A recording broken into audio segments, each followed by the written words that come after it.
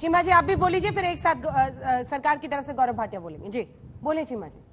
जी अंजना जी, मैं एक तो बेनती करनी चाहता हूँ सभी राजनीतिक पार्टियों को, और मैं हर बार करता कि जब वो पावर में होते हैं तो उनकी भाषा बदल जाती है, जब वो विपक्ष में होते हैं तो उनकी भाषा और होती है।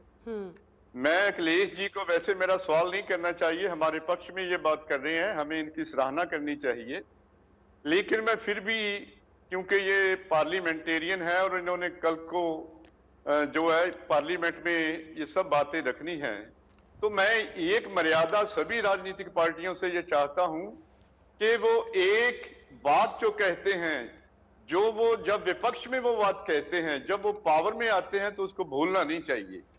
यही कानून अखिलेश जी की पार्टी भी लेकर आई थी। हमें बहुत अच्छी तरह याद है उस समय जब सुषमा स्वराज जी स्वर्गीय बोले थे, अरुण जेटली जी बोले थे, मैडम हरसिमरत उस समय बोले थे।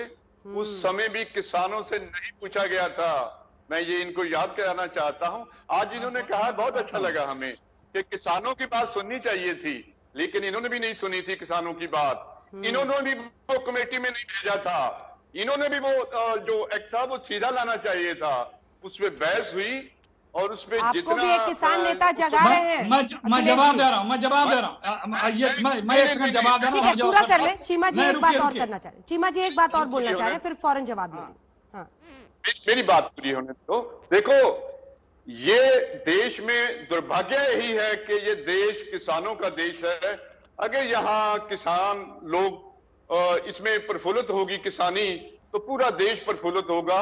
यहाँ हीरे जवाहरात नहीं उगलते हैं, यहाँ तेल नहीं निकलता है, यहाँ और कोई भी ऐसी चीज नहीं है जो हमारे इकोनॉमी को ग्रो कर सके।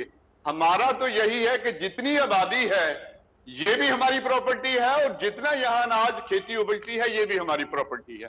अगर इसका ठीक बांटन कर दें, बैलेंस ले आए, तो यही सबसे बड़ा जरूरी है। मैं एक बात बताना चाहता हूं कि इस देश में अनाज ज्यादा नहीं है। अभी गडकरी जी ने जो बात कही है, मैं दोहराई है, दूसरी बार कही है उन्होंने। मैं एक बात बताना चाहता हूं कि इस देश में अनाज ज्यादा नहीं है। इस देश में अनाज को बांटना जो है, वो अभी और भी बहुत सेक्टर हैं जहां पे ये अनाज बांटा जा सकता है। आप बाकी जितनी फसलें हैं, अगर उन पे आप एमएसपी दे दें, तो गेहूं और चावल पे अपने आप किसान जो है वो हट जाएगा। आप उन एमएसपी बाकी फसलों पे बराबर। मैं जवाब दे रहा हूं आपका। ठीक है, चीमा जी जवाब सुन लेते हैं क्योंकि वक्त कम बचा है। इससे पहले कि गौरव जी सबका जवाब दे, अखिलेश जी, लगता है 2 करोड़ किसानों के हस्ताक्षर के साथ जो राष्ट्रपति के पास राहुल गांधी गए थे, उसका फायदा नहीं मिल रहा है बहुत, क्योंकि किसान नेता आपसे भी, आपकी भी आंखें खोल रहे हैं।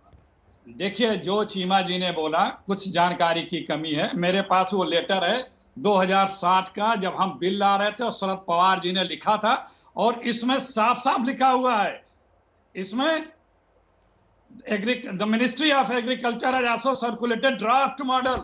हमने बिल का ड्राफ्ट सारे सीएम को पहले भेजा, फिर उसके बाद जो प्रक्रिया होती है कि आप उसमें सुझाव दीजिए, फिर पार्लियामेंट की जो प्रक्रिया होती है, वो सब अभी नौबत ही नहीं आई।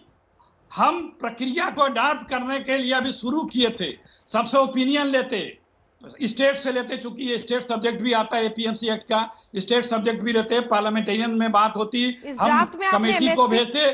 एमएसपी की गारंटी दी? अरे जब एकदम ड्राफ्ट में सारी चीजें हैं, और जो आपको घटाना बढ़ाना वो सुझाव मांगा गया था।